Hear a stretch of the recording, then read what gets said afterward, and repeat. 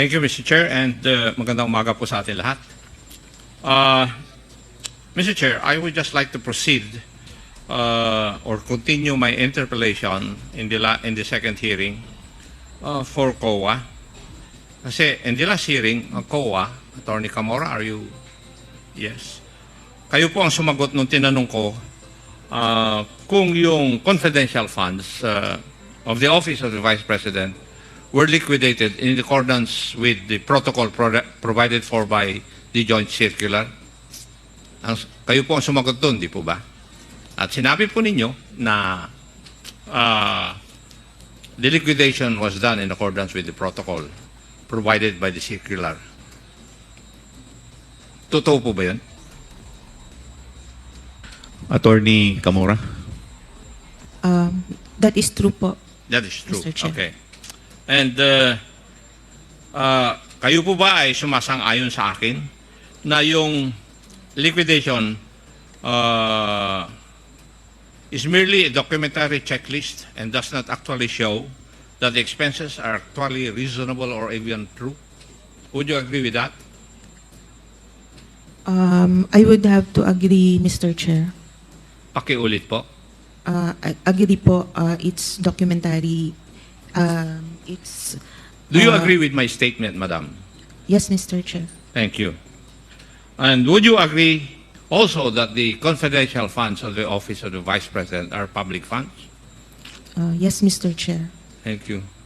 And would you agree that COA, or the Commission on Audit, your agency, is the agency or government agency which is supposed to be the guardian to see to it that public funds are spent properly? Would you agree with that also? Yes, Mr. Chair. Thank you. Now, since you have stated that the Office of the Vice President liquidated its confidential funds required under Joint Circular, would you also agree with me that the accomplishment report provided by the Office of the Vice President were 100% implemented? Mr. Chair, what do you mean by 100% implemented po? Na-implement ba yung pag-liquidate nung amount of 125 million as confidential fund of the Office of the Vice President? Yes, Mr. Chair, the entire 125 million was liquidated. And would you agree with me that the documentary pieces of evidence submitted by the Office of the Vice President were merely acknowledgement receipts? Would you agree with me? The documentary evidence of payment, yes, Mr. Chair. Yes, and could you give me the specifics insofar as the acknowledgement receipts submitted for the expenses insofar as the confidential fund of the OVP is concerned? Would you give us how much is for the rental of safe houses? How much would be the amount for purchase of information? Do we have the number of acknowledgement receipts submitted by the OVP? For what account, Mr. Chair? Rental of safe houses? For rental for the period fourth quarter 2022 po. Yes. It's 16 million po, Mr. Chair. Rental of safe houses. Yes, Mr. Chair. The rental is for 11 days? Would you agree with me? Yes, Mr. Chair. Since the accomplishment report Pursuant to provides- the accomplishment report, yung amount for the rental of safe houses were paid for 11 days. Yes, Mr. Chair. Tama po? Yes, Mr. Chair. Yes. How about, and how many acknowledgement receipts were submitted for this? Mr. Chair, for rental of safe houses, we received 34 acknowledgement receipts. How about for transportation expense? What was the amount and the number of acknowledgement receipts submitted for its liquidation? For transportation, it's 10 million, and the number of recipients is 72. 72 acknowledgement receipts. Yes, Mr. Chair. Now, for the purchase of information, the same requirement. Mr. Chair, Magkano po yung sa purchase of information? for the purchase of information based on the documentary evidence of payment, it's 14 million, and the number of recipients is 142, Mr. Chair. Okay. And there are two items for rewards, for medicine and various goods. Tama po. Mr. Chair, there are actually three. Three? It's payment of reward medicines, and payment of reward various goods. What would be the amount allotted for each of the three? Based on the documentary evidence of payment, for payment of reward, it was 10,050,000. For medicines yun? For reward lang, For reward lang. 10 million? 50,000. Okay. For the payment of reward medicines, it's 24,930,000. And for the third? And for the payment of reward various goods, it's 34,857,000, Mr. Chair. Thank you. Comsec, pwede po bang pakita natin yung sample ng acknowledgement receipt for the payment of rental of safe houses?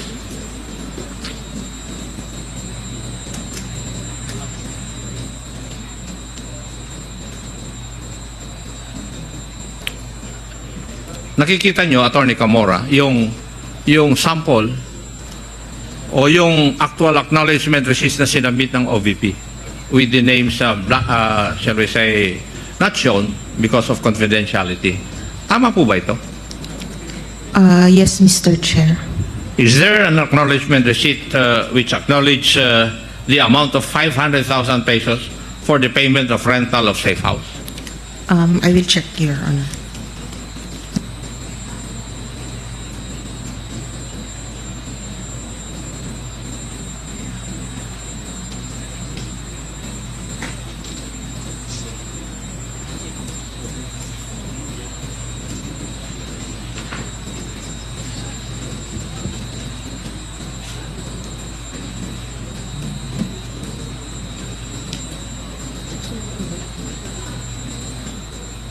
Mr. Chair, may I ask the question again?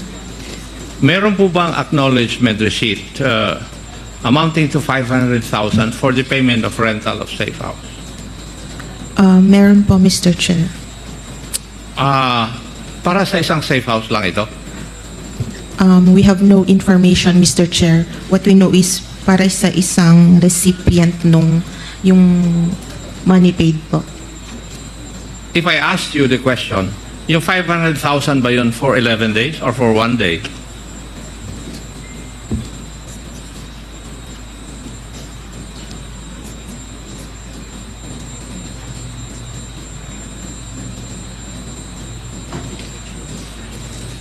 Yes, Mr. Chair. Ano po ang yes? 1 day or 11 days? Since the accomplishment report says December 21 to 31, we think it's 11 days. For 11 days? Yes, Mr. Chair. For a single safe house? We have no information on how many safe houses that 500,000 was spent on, Mr. Chair.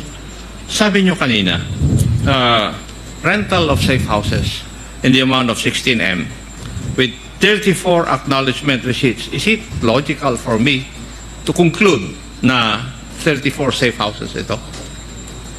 Mr. Chair, it just means that 34 people were paid for rental supplies, but we have Hindi, no... rental of safe houses. Hindi po rental of supplies. Sorry, Mr. Chair. Bakit? Pardon. Para bang nung last time na question kita, you were very, very confident. Ngayon, parang tentative yung mga sagot nyo sa akin. May I know why? Nung last time, very, very confident kang sumasagot sa aking mga katanungan. Ngayon, very tentative ka and very, very careful ang pagsagot mo sa akin. May I know the reason why? There's no reason, Mr. Chair. There's no change? Ay, hindi mo mapapansin yun. Ako ang nakakapansin kasi ako nagtanong sa'yo last time. At ako pa rin ang nagtatanong sa'yo ngayon. And I noticed that change. Now, yung 34 acknowledgement receipts given by 34 persons, hindi ba nangangulugan yung 34 na safe houses yon? Yes, sir. There's information that one receipt may pertain to one safe house. Safe house, okay. So, if I asked you, yung receipt na amounting to 500,000 for the payment of rental of safe house, would it be logical for me to conclude that this is for one safe house for 11 days? Yes, Mr. Chair. Para sa 11 days, yung 500,000 para sa isang safe house. Yes, Mr. Chair. Now, if I asked you, how much would that be per day para sa isang safe house? Mr. Chair, it would amount to 45,000 something. 45,454.55 per day. 45,000 Yes, Mr. Chair. per day. Ano po kayang klaseng safe house ito na 45,000 per day ang rental? Samantalang yung mga ibang magagandang lugar, mas mura pa kaysa rito sa 45,000.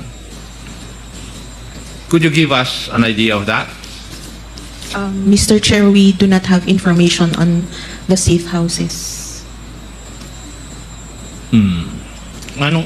What do you say? You do not have any information about the safe houses? Since you were asking po, Hindi nyo alam kung high class na safe house? no information, Mr. You Chair. do not. Kasi nakapagtataka lang po na ang safe house per day would be rented with 45,000 for one safe house. Di po ba? Hindi kayo nagtataka? Yes, Mr. Chair, but since they have submitted the liquidation reports po.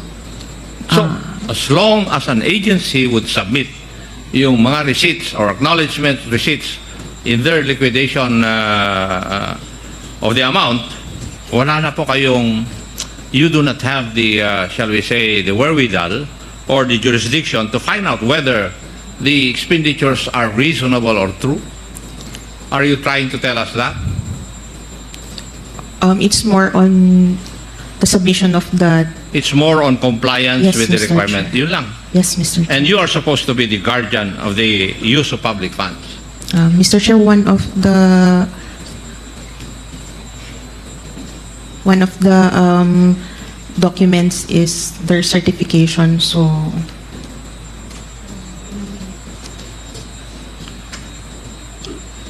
So, yun, that is enough. Yes, Mr. Chair. And you do not determine whether it's reasonable or true. Since it is compliance, we often do not. Okay.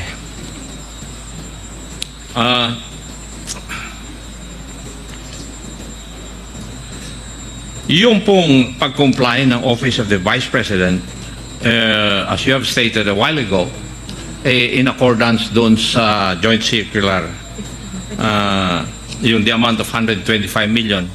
So, ang ibig niyo pong sabihin, nag-submit yung Office of the Vice President ng liquidation report, physical and financial plan, documentary evidence of payment, at saka accomplishment report. Okay na po sa inyo yun? We still review the documents reported, Mr. Chair. And what is your objective when you review the documents? Whether, Ano po ang tinitingnan nyo sa dokumento? whether compliant po siya, Mr. Chair, sa requirements under Kaya nga, the joint circular. tinignan nyo lang kung yung documents would comply with the joint circular. Yes, Mr. Chair. And you do not determine whether kasinungalingan na, totoo o hindi, yung nakalagay doon po sa documents. Are you trying to tell this committee that? Mr. Chair, we have issued an ND on the Hindi, sagutin nyo muna po yung aking katanungan. Para bang ang sinasabi nyo dito sa amin, dito sa committee na ito, na nag-iimbestiga, na basta't na kompleto po yung mga dokumento required by the joint circular, okay na sa inyo. Pero sinabi ninyo na nire-review ninyo yung documents. Ano po yung hinahanap ninyo dun sa dokumento? Na it is also in accordance with form and substance? Ganun po ba? yes, Mr. Chair, since And- prescribed din po sa joint circular ang Yes. forms. And you do not determine whether kasinungalingan, may katotohanan. Yun nakalagay po doon. We check the certification as long as the certification is there, Mr. Hindi Chair. naman po nyo sinasagot sa katanungan ko eh.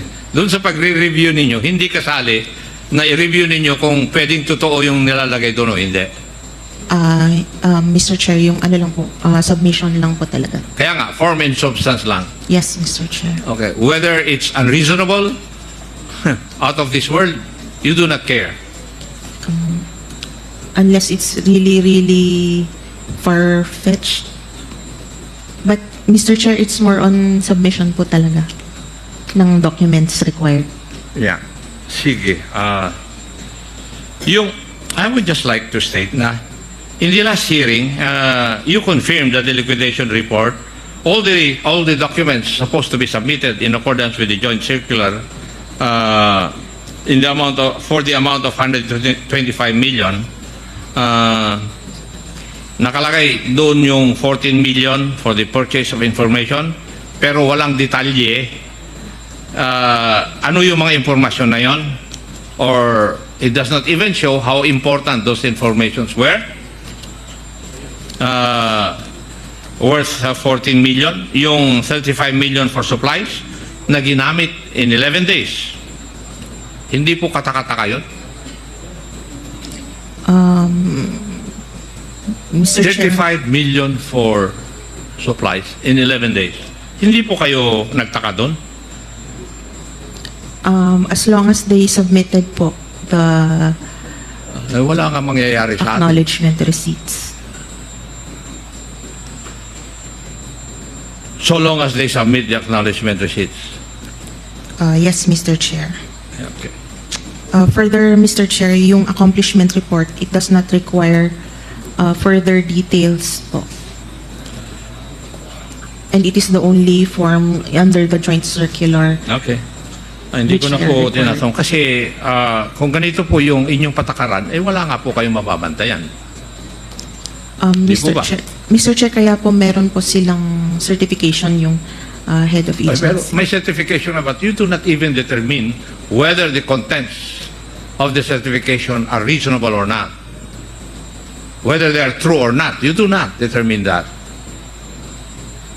Yes, Mr. Chair, given the Yeah. nature of the fund po. Yeah. Kagaya ng 40 million for medical and food aid, ilang kayang informant ang ginamot at binigyan ng gamot? In 11 days. 35 million. Hindi po kayo nagtataka? For supplies po, Yes. Hindi po ba? there Report were nyo kanina 69 for recipients. medical and food aid, 40 million. Di po ba? Yes, Mr. Chair. Yes. And for 11 days to be spent for medicine, medical aid. Hindi kayo nagtataka? Paano na-spend yun in 11 days? 5 of which are holidays. Mr. Chair, given the nature of the fund, that it's confidential. Doon po kayo bumabalik doon sa nature of the fund palagi eh. Yun ang Otherwise, napapansin Mr. ko Chair, na doon kayo nagko-cover. Pero definitely, your job is to see to it that public funds are spent properly. I asked you that. Yes, Mr. Chair. Yes. Now, may I ask you, personally, are you safeguarding the expenditure of public funds? insofar as your job is concerned? I would like to think so, sir. Yes. You would like to think so. Okay. Wala nga tayong kuhan mangyayari. In other words, we can, or the COA relies only on the documentary evidence of payment. Mainly. Tama po. Yes, Mr. Chair. Yun lang ang basehan ninyo. Yes, Mr. And Chair. yung documentary evidence of payment, whether it is a lie, a truth, reasonable or unreasonable, you do not care. That is what you're trying to tell us. It is, since it's just compliance, sir. Kaya nga, in other words, para bang ang sinasabi nyo sa akin, I do not know how my other colleagues would take that, pero parang ministerial na lang yung trabaho nyo pala. If we read through the Yes, joint circular. that is what you're trying to tell me. Okay? Ministerial lang pala yung trabaho ninyo. Masarap na trabaho yan, ah. Di po ba?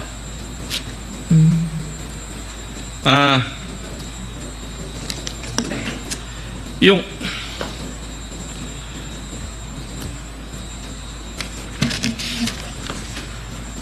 pag tignan natin ang liquidation report, ang nakalagay lang dito ay ginastos ng Office of the Vice President the amount of 125 million from December 21 to 31, 2022 or 11 days.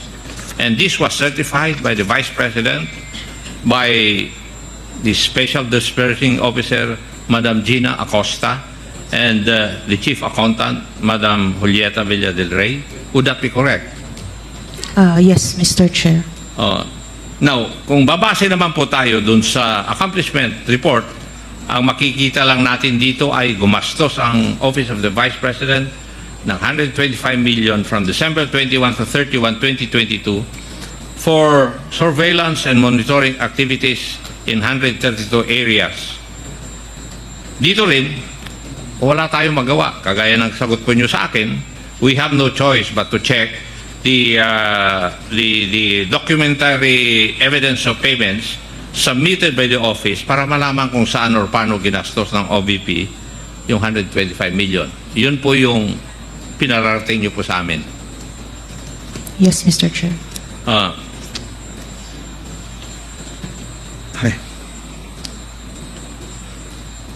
So, yung titignan po natin talaga is yung pinakita natin na acknowledgement receipt, ganyan lang talaga ang format. That is what, Nakalagay lang ang amount, pangalan at signature ng tumanggap, at date kung kailan niya ito natanggap. That is it. yes, Mr. Chair. Yun yung sinubmit po nila sa amin. And COA does not try to determine kung sino man yung taong yon, existing ba siya o hindi. You do not. No, Mr. Chair. No, thank you. Para lang for my information. So, you do not have any means or you do not exert any means para ma-determine kung totoo yung mga nakalagay sa acknowledgement receipt. You just take it hook, line, and sinker na totoo po yun. Mr. Chair, probably we could, but given the limited manpower po of the ICFAO, Ni walang ID yung tao na sinasubmit. no, Mr. Chair. No, wala. Talagang sikretong-sikreto. What was submitted to us, that is what we audit, Mr. Chair. Okay. Pwede ko rin ba i-conclude na walang paraan ang COA para malaman kung gagawa-gawa lang acknowledgement receipts na ito? If we base it on the joint circular, it is Pakisagot nyo po yung aking katanungan. Hindi ko po tinatanong yung tungkol sa joint circular or whatever. Ang katanungan ko po wala pong paraan na magagawa ang COA para malaman kung gawa-gawa lang ang mga acknowledgement receipts na sinubmit. Would my statement be correct? yes, Mr. Chair. I beg your pardon? Tama? Tama po. Okay. Sa madaling salita, kahit na sabihin natin hindi naman talaga natanggap ng isang tao yung amount of 500,000 for the payment of the safe houses, kagaya na nakalagay kanina, hindi talaga sinusuri ng COA ito. Talagang hindi kasama sa inyong job description na suriin ito. In spite of the fact na sinabi nyo kanina na nire-review nyo naman yung mga dokumentong ito. Tama? Yes, Mr. Chair. Yes. Actually, hindi ito ang aking pinagkakabahala eh. Kung tutuusin natin, at least, kung nakalagay dyan, Juan de la Cruz ang full name, pero may nakikita akong acknowledgement receipt sa mga sinabmit po ninyo na initials lang ang nakalagay. Instead na, for example, Juan de la Cruz, J. Cruz lang ang nakalagay na tumanggap ng amount of 500,000 for the payment of safe houses mula sa Office of the Vice President. Kung ganitong proof lang ang papasana sa COA, wala na talaga kayong paraan para matanong yung taong tumanggap ng pera. Di po ba? Yes, Mr. Chair. It is really yung pag sa Intel and Confif Fund po. There's no verification. Also, even if we have means right now, yung manpower po ng ICFAO cannot handle if alone itong si OVP, we cannot verify all those people, and we audit all confidential and intelligence funds for the whole country. So, hindi po kaya for now, Mr. Chair. You did not find it, shall we say, unusual for an amount or the amount of 125 million ay magamit po sa 11 days? Well, personally, malaki nga po siya, but Hindi. Personally, sinabi mo. yes po. Personally, you find it unusual? It could be na medyo malaki nga po yung amount. And wala kang ginawa? Since You they've found it unusual and yet wala kang ginawa? submitted all the requirements under the joint circular, Tama na. okay na po, Mr. Chair. Thank you, Mr. Chair.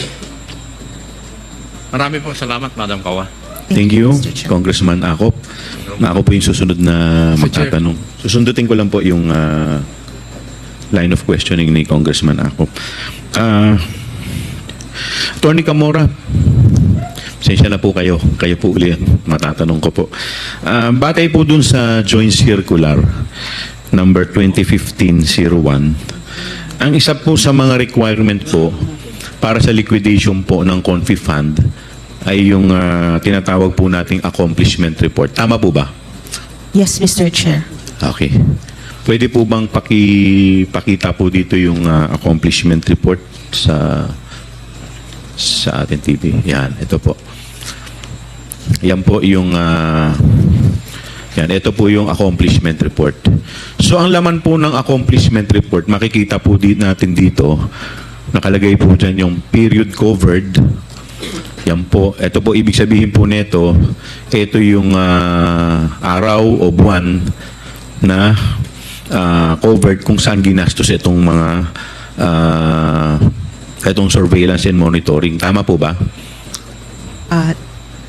Tama po, Mr. Okay. Chair. So dito naman sa actual outcome o accomplishment, nakalagay po dito yung mga dahilan kung ano po, saan po ginamit yung pera. Tama po ba? Tama po, Mr. Chair. Okay. At doon naman sa amount utilized, ibig sabihin, ito po kung breakdown ng amount, kung paano po ginamit o kung saan ginamit. Tama po ba? Tama po, Mr. Chair. At syempre, nandito po sa baba niyan, yung Special Disbursing Officer at saka po yung nag-approve. Tama po ba? So yan ang, bali yan ang laman ng accomplishment report. Tama po ba? Tama po, Mr. Chair. Okay. So base po dito, dito po, makikita po natin yung sa letter C, rental of other incidental expenses relative to the maintenance of safe houses. Dito po sa rental ng safe houses ng OBP, Hindi po ito nagre-refer sa long-term lease. Tama ba? Hindi po, sir. We have no way of knowing. Tama po Yes ba? po. Okay. Basta't ang itong list na to naka-pertain lang doon sa period covered, which is yung December 21 to December 31. Tama po ba? Yes, Mr. Chair. So, ibig sabihin, ito nakalagay po dyan na 16 million, ito lang po yung covered niya. Yung December 21 up to December 31. Yes, Mr. Chair. Okay. Yun yung time po na... Yun yung time na ginastos payment itong 16 million. Yes, Mr. Okay po? Chair. Yes, Mr. Okay. Chair.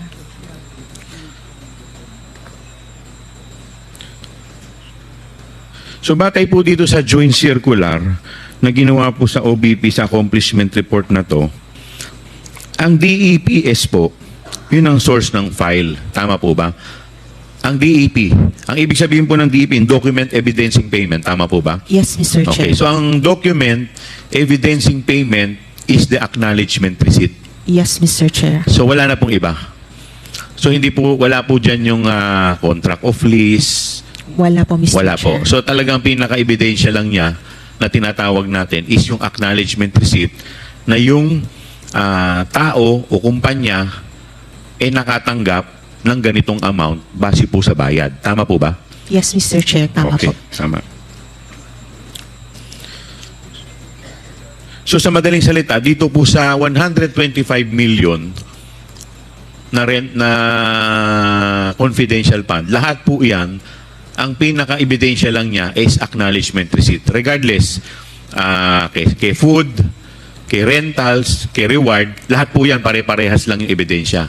Yes, Mr. Which is Chair. acknowledgement receipt. Tama po ba? Tama po, Mr. Chair. Okay, walang OR, wala lahat. Wala po, Mr. Okay, Chair. tama. Now, punta po tayo dito sa rental ng houses. Ano pong specific mandate o programa ng OBP kung saan kinakailangan po ng OBP ang mga safe houses? Mr. Chair, May alam po ba kayo? ang nakalagay lang po dito sa accomplishment nila is yung program nila which is safe implementation of OVP initiatives and confidence building. Okay. So, eto, wala, without giving names, meron po ba kayong idea o alam kung sino po ang mga nilagay nila dito sa safe houses na to? Sino yung mga pinatiran nila? No, Mr. Chair, since it's a safe house, So, hindi talaga hindi po dinidivulge? pwede, yes, Okay. Mr. Chair. Okay. Pupunta po tayo dito sa isang acknowledgement receipt worth 1 million pesos. Napansin ko po dito, wala po dito sa acknowledgement receipt na kahit na anong detalye ng safe house. Hindi po nakalagay kung saan, wala pong lease contract, wala pong kahit na anong detalye except yung name lang po ng owner. Tama po ba? Tama po, Mr. Chair. Okay. At dun sa at kung mapapansin din po ninyo whether 1,500,000, 750,000, ang template po nila ay pare-parehas. Yes, Mr. Chair. Okay.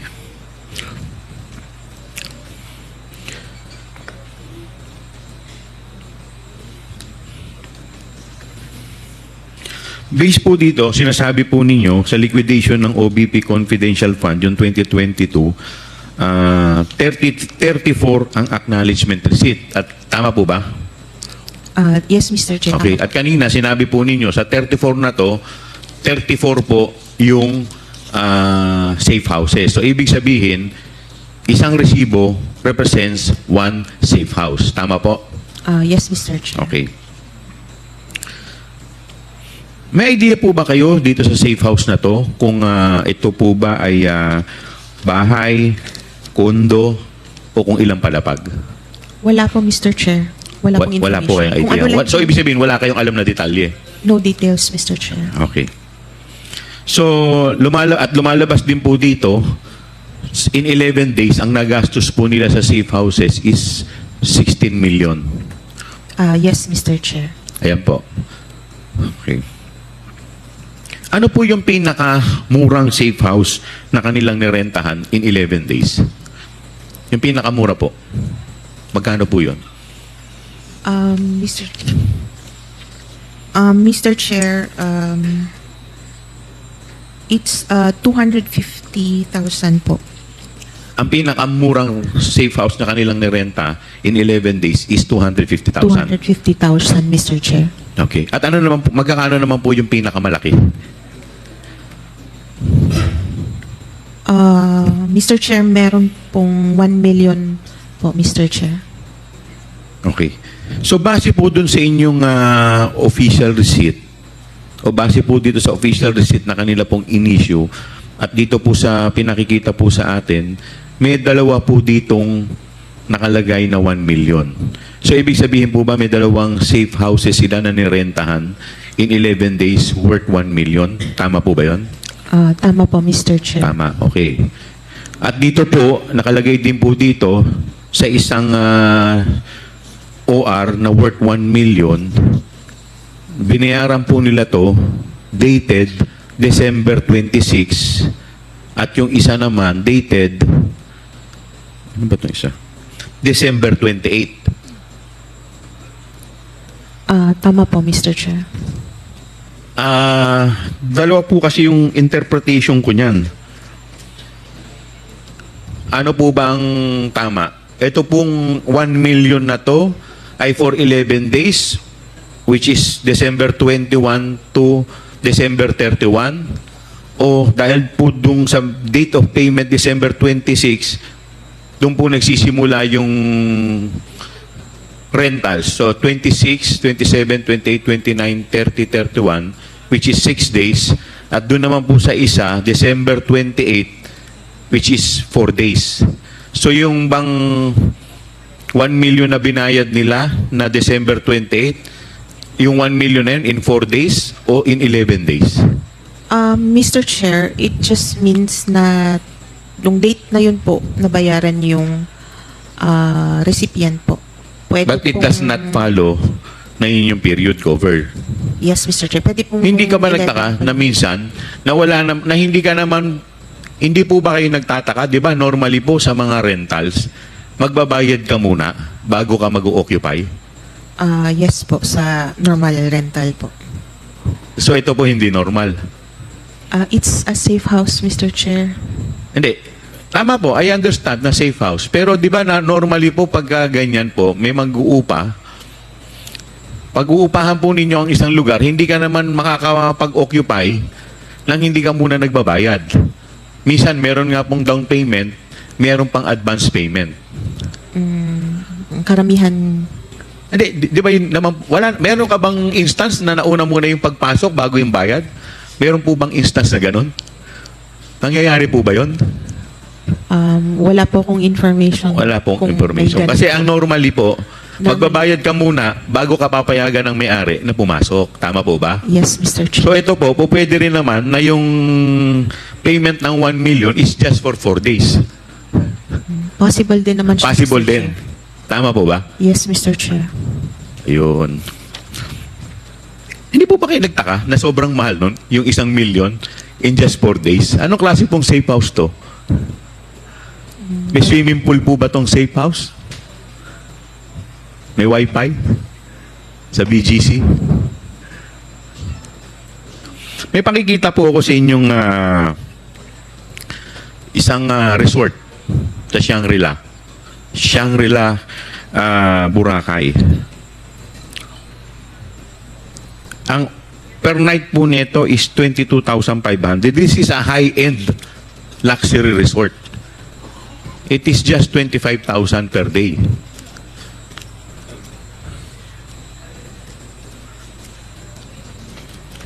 As compared po natin dito sa 1 million, bari magkano po lumalabas yung 1 million per day in 11 days? Magkano po ba yon sa 11 days, yung 1 million?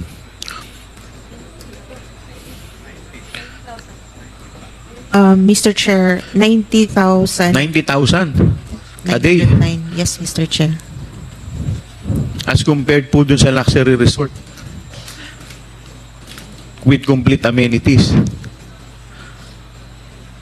Much worse kung 4 days. Yung 1 million. 200. Magkakano po lumalabas yun in 4 days? 250, Mr. 250,000 per day. Hindi po ba kayo nagtaka kung bakit ganun kamahal? Wala Hindi po naman kayo nagtaka? kaming information kung gaano kalaki building po ba Wala siya po or- kayong information kung gaano po kalaki yung building. Okay. May papakita pa rin po ako sa inyo. Yung mga condo unit po sa BGC. Yan po. 90,000 per day. 90,000 per month sa BGC Taguig po. Hindi po yan 90,000 per day. That is 90,000 per month ang rental po dyan sa BGC. Ganyan po ba ang itsura nung rest house na narenta? Wala Yun- pong information. Ha? Wala po kaming information on the anong wala. klase pong safe house.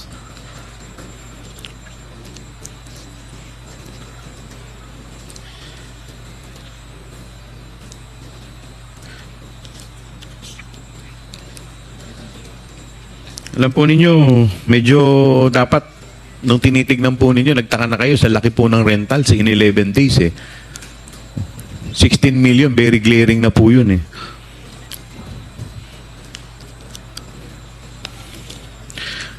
Noong December 28, 2022, ang binayaran po nila sa rentals is worth 2.850 million. Tama po ba? Yung petsang December 28, 2.6 million. At nung December 27, 3.7 at noong December 29. So in just 3 days, nagbayad po sila ng 8.750 million for the rentals. Hindi po ba parang bumili na po sila ng bahay niyan? Pwede. Tama Mr. po Chair, ba? Hindi po allowed ang purchase ng Ayun, safe house. hindi allowed yung purchase. Since kailangan pong... Yes. Hindi rin allowed yung construction. Tama ba? Yes, Mr. Chair. Okay. But that amount is equivalent to one house. 8 point something million. 8.7 million. Tama po ba? Lalong-lalo na kung sa probinsya. And we have 30... Ilan to? We have 32 ba to? 32 safe houses. 34 acknowledgement receipt.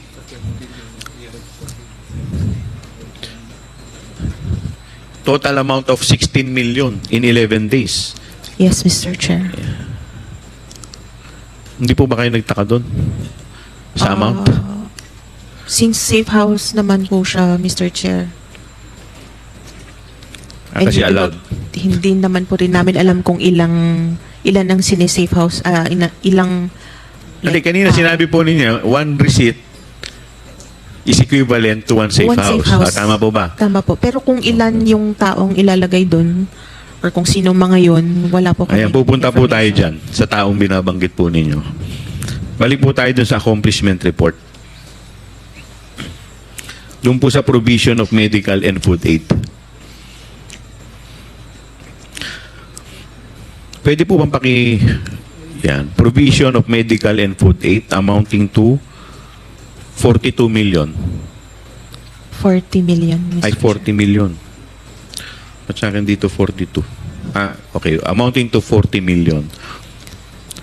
So that, dito po sa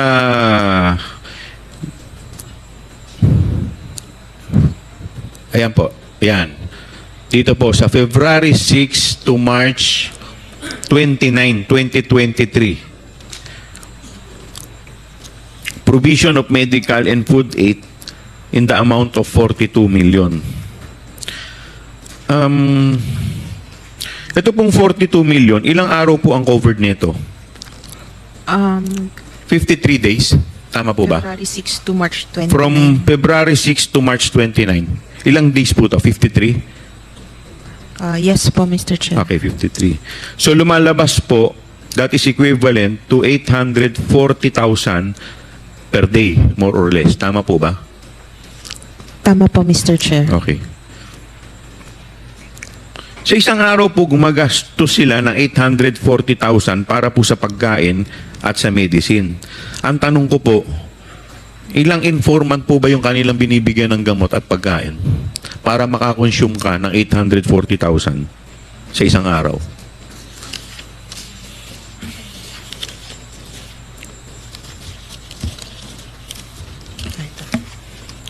Kasi pagpalagay na po natin na 2,000 po ang isang sako.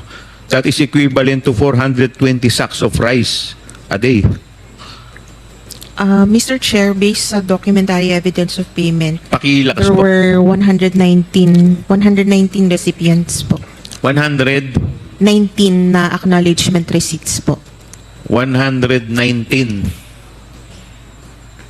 na acknowledgement receipt. So, ibig sabihin nito, 119 na informant? Ang tumanggap po. Ha? Lahat po yun may kumakain, syempre. 119 po na acknowledgement receipts siya, pero wala pong details indicated kung ilang Informants ang kanilang... tao ang nabigyan po, Mr. Chair. Okay. Kasi nakakagulat lang. Kasi sa 840,000 po, parang grabe namang, sa dami naman pong pinakain nito in a day. At ang dami rin pong nagkasakit. Nagkaroon po ba ng peste dito sa lugar na to para ganun po gumastos ng medicine?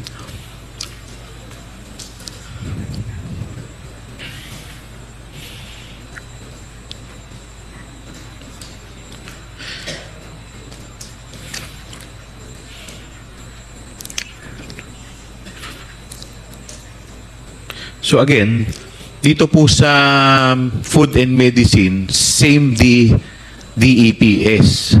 Ibig sabihin, same din po yung evidence na kanilang inilabas, which is yung acknowledgement receipt. Tama po ba? Tama po, Mr. To justify ito pong purchase of medicine and food. Tama po ba? Chair. Tama po, Mr. And Chair. same format. Tama po, Mr. Chair. Same format. Same format for the rentals and same format for the medicine and food. Opo, Mr. Chair. Okay, so pare-parehas po.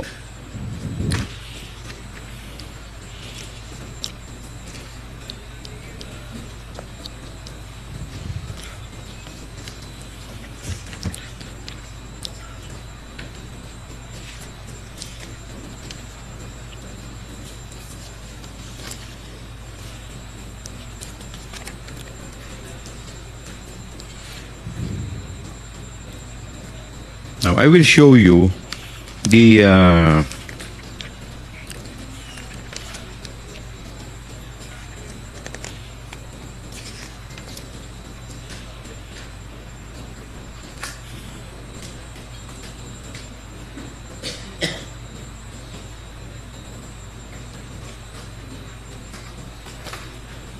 Now, Attorney Camora, since kayo po ang official na COA ng Intelligence and Confidential Fund of Audit Office, kabisado nyo po more or less yung mga expenses items na kasama sa accomplishment report ng OVP. Tama po ba? Tama po, Mr. Chair. Okay. Now, to refresh your memory, I am showing the relevant portion of the accomplishment report indicating the expense items covered by the 125 million confidential fund. Pwede po ba paki-flash yung actual outcome na accomplishment? Okay. Bilang parte po ng COA, ICFAU, familiar po ba kayo sa DILG Memorandum Circular number 99-65? Revised guidelines relative to the utilization of funds for intelligence or confidential purposes. Mr. Chair, isa po siya sa yung dating guideline. Yan po yung dating guidelines. Opo, Okay. So kung mapapansin po natin, maliban na lang sa mga purchase of ammunition, pareho po at nagmamasyang item sa DILG Memorandum Circular at sa accomplishment report na ginawa ng OVP. Tama po ba? Tama po, Mr. Chair. Bali yung template at copy-paste ang expense items. Tama po ba? Tama po, Mr. Chair. Tama po? Tama po, Mr. Chair. Okay. So, alam niyo po ba na yung tinatawag na DEPS, ito po yung documentary evidence of payment or document evidencing payment. Tama po ba? Tama po, Mr. Okay. Chair. So, ito pong DEP na ito ay makikita sa Joint Circular number 2015-01. Tama po ba? Tama po, Mr. Chair. Okay. Ang DPE ay nagsisilbing requirement o supporting documents para sa utilization ng confidential fund. Tama po ba? Tama po, Mr. Chair. Now, I am showing to you Section 4.12 of the Joint Circular.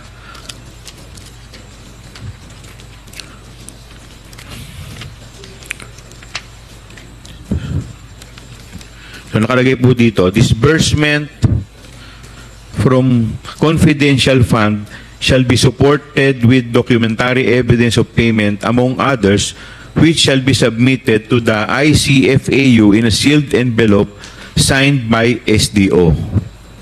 So ito pong DEP ay hindi kasama sa requirement na nakasaad sa DILG Memorandum Circular. Tama po ba?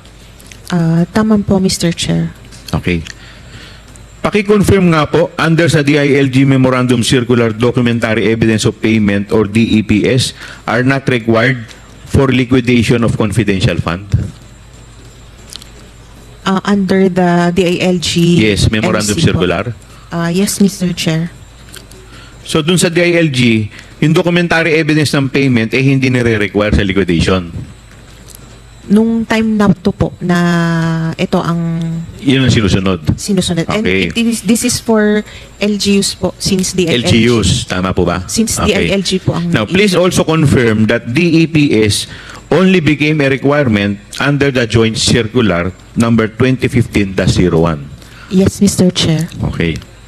In fact, ito pong DEP ay kasama sa mga items na nakapaloob sa certifications na ini-issue ni Special Disbursement Officer Gina Acosta para sa liquidation reports per quarter. Tama po ba?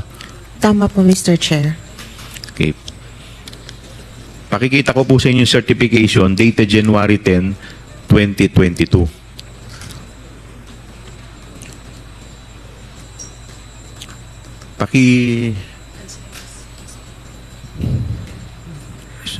Yan po. Ayan o. Yan. Tama po ba yan? Mr. Chair, hindi po ito yung template ng... Yan po yung dating January 10, 2020. Ibig sabihin, hindi pa po siya yung OBP. Tama po ba? Opo. Yes, Mr. Chair. So parang mayor pa po siya nito. Tama po ba? Ito sa LGU. Tama po ba? Sa Vice President na pala siya. Tama? yes, Mr. Okay. Chair. Now, Office of the Vice President, First Quarter Confidential Fund Accomplishment Report dated March 30, 2023. Pakikita rin po namin sa inyo. Yung March 30, 2023. Yan. Template po itong certification na to, di ba? Yes, Ito po Mr. yung Chair. template. Yes, Okay. Mr. Chair. Na kinuha mismo sa Joint Circular. Yes, Mr. Chair. Okay. Now, dumako po tayo dun sa Audit Observation Memo for the 2023 First, Second, and Third Quarter Confidential Fund. Common deficiency po na tinatawag sa AOM na to ay lack of DEPS as proof that the confidential fund was disbursed. Tama po, Mr. Chair. Tama po?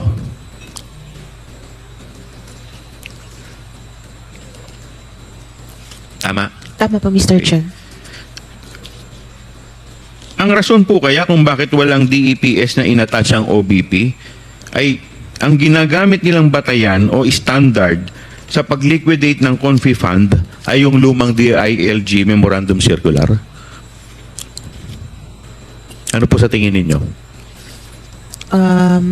Pwede. Pwede, Mr. Chair, since dati hindi pa po required ang DEPs. So marahil ito na yung nakasanayan na guidelines ng staff ng OBP sa pag-liquidate po ng Confi Fund na galing po sa Davao. Tama po ba? Pwede. sir. Pwede. Pwede po, tama? Yes, Mr. Chair. Okay. So, ibig sabihin, Kaya po nagkaroon po ng ganyan dahil parang yung nakakagawian po nila dati, yung pa rin ang ina-apply nila sa ngayon. Tama po ba? Tama po, Mr. Chair. Okay, thank you. Yun lang po.